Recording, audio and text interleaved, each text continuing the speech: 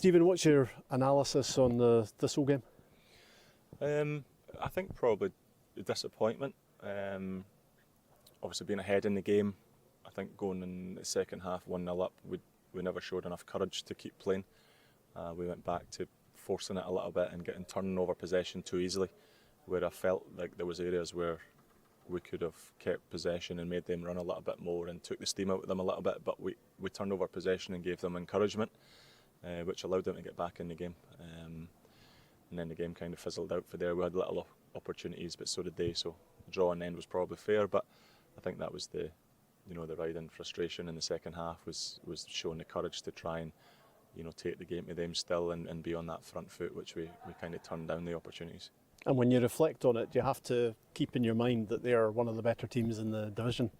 Definitely, there's no easy games, and we'll never underestimate each team as they come along. So we've done a lot of homework on them.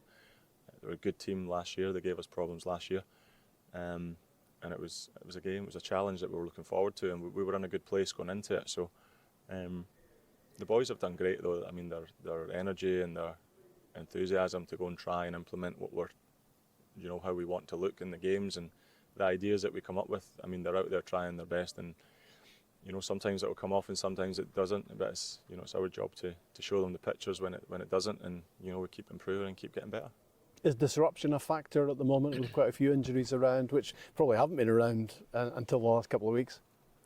Yeah, it's kind of hit us over the last couple of weeks.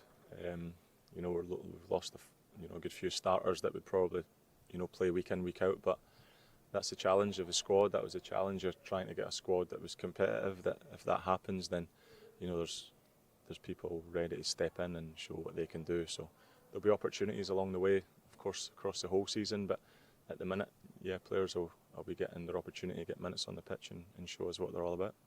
Dylan's getting opportunities at the moment, but that's probably nothing much to do with injuries. That's just to do with how much he's developing.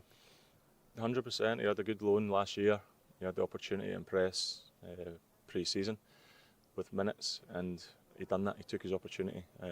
His consistency for a young boy has been very good, and there's little moments in the games that we've shown him that, of course, we can all be better, but overall, the impact that he's had on the team with the amount of minutes he's had has been second to none, and hopefully he can continue that form for us.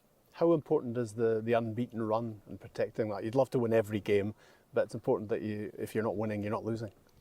Yeah, I suppose. Obviously the 3 points are vital. You want to try and rack up the wins and get a gap to the rest, if you like. But we're not going to be free flowing every week, and it's not going to be pretty every week. So if we can find a way to win the games, great. But we don't lose it, and we come out with something from the game.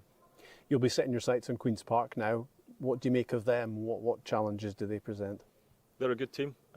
Again, a team that normally play with wing backs, so they gave us issues last year in one of the games at home. Actually, I think they beat us 2-0, and we didn't quite get going that day. So credit to them, and obviously us maybe not being at the races, but it's important that in Hampden on a big pitch that we're full of energy, ready to go, and try and implement what we're trying to do on the ball.